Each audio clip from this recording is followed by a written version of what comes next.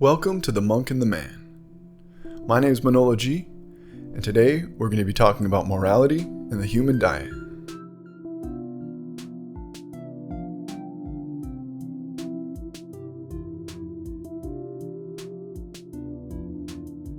So when we talk about morality, we think about something that is good ethically, so it's doing the right thing, causing the least amount of harm, while at the same time doing something that is overall good, right? So if you're a moral person, you think about the suffering of others and you live your life according to that. So when this comes to our diet, some of the most morally obvious things that are not going to be quote unquote moral, one of them would be the carnivore diet, because most of today, the way that we eat, or the type of meat that a lot of us eat, has been raised on a factory farm. So the cattle was raised on a farm. It went through a lot of things that probably weren't good for it. And a lot of suffering, a lot of when they were separation from their family. So eating meat is an obvious one, because the state of the way that factory farms are today, to say that your diet is moral, it should have zero to minimal suffering.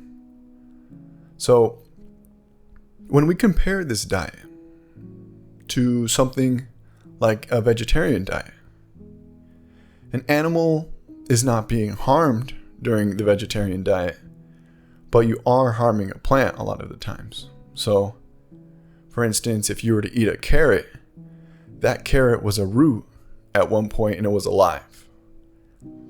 And if you think about it, a plant cell is just as alive as a human cell or an animal cell.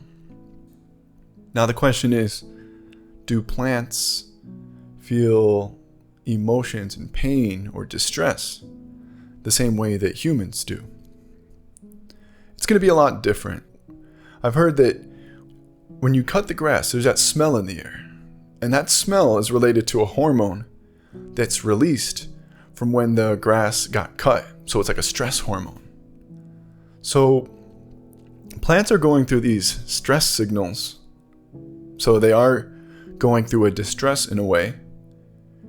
And there are hormones that are going through the plant. Now, for us to look at this, and we can say, yes, plants are going through stress when we rip them out of the ground from their environment. And plants are going through things that are not pleasant. So, how moral is the vegetarian diet? Really?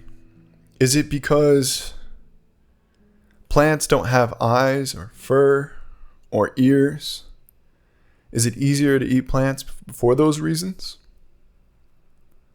What makes a plant more alive than a human? They're both the same amount of aliveness. Now, their value is going to be different depending on what they're used for.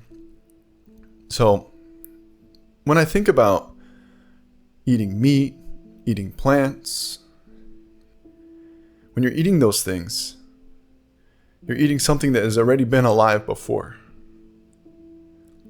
It's the nature of survival. But upon doing research on this topic, I came across something called the fruitarian diet. Now, the fruitarian diet only involves eating fruits that have fell naturally from the tree. So you're not necessarily killing the plant. You're just taking the parts of the plant that it would have already given up already. So, for instance, like fruit. To me, in my mind, this would be considered the most moral diet. A diet where it causes the least harm on the life form. And for me, I think that would be the most moral diet. I'd love to hear what your opinion is, and if you leave it in the comments, that'd be great. But this brings us to a question. What makes one life more valuable than another life? Whether it be plants, whether it be humans, whether it be bacteria. These are all forms of life. But how do we assign it value? To be valuable is to serve a purpose. Provide something that gives you something, if that makes sense. So, if you think about the purpose of a plant, it can add value, right? Nutritional value. Plants can add medicinal value. So, we can value plants in that way. And then we think about people. So what do people do? People provide value to us emotionally. People provide value to us intellectually. People can educate us. There's many ways that people can provide value to another person. And there's many ways that plants can. So both offer their values in different ways. But if there's a plant dying and there's a human dying, which one are you going to save? Likely it's going to be the human, because we're humans and we have biases to save other humans. Maybe if I was a plant, I would save the plant's life. That's if I could move. But how about if you were a tiger? Would you save another human's life, or would you save another tiger's life? We all have our biases for what we value. And a lot of people would say that humans are more valuable than plants or other animals because we can do things like go into space. We can do things like create calculus. We have technology. We have things that are in your face, iPhone, growth, innovation. So that makes us great. That sets us apart from other animals. But what if all these things that we're doing, what if they're not as important as we think they are? What if this great technological advance to go into space is just the beginning? And the reality is that it's really not that great at all. We haven't even made it to our next planet yet. So what if there's a form of alien life or just more evolved people that are looking at us and thinking that, that's nice, that they're coming along. Just thinking about if we place our value in the fact that we have good technology, put that into perspective. It might not be as good as we think it is. Now, we say that because we can do things like go into space, that we're smarter, that we're better. But what if those things aren't important to other animals? What if those things that we think that are so important are biased because we're human? We think that these amazing things that we can do set us apart, which they do set us apart. I'm not denying that. But how important is that in general, in the big picture? How important is it to be going into space?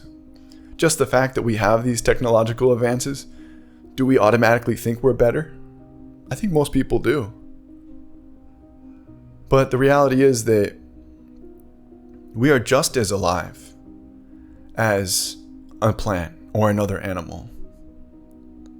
So, to be a vegetarian for moral reasons could specifically have to do with knowing that animals have pain. Now, if plants do actually have pain, then what are you going to eat? And that's where the fruitarian diet comes in. Overall, with these thoughts, we're just encompassing life, humanity, value, and diet. What does diet mean to you? What does diet mean to your morality? Just because you eat a plant, does that make it more moral than eating a cow?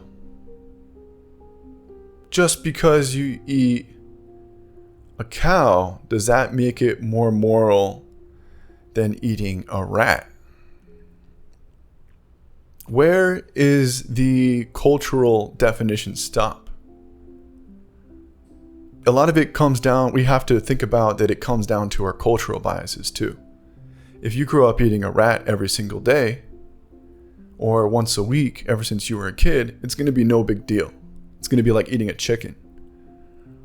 But how about if you're not going through that, then when you look at those things, you're going to be grossed out, or you're going to be turned away from it and maybe think it's barbaric.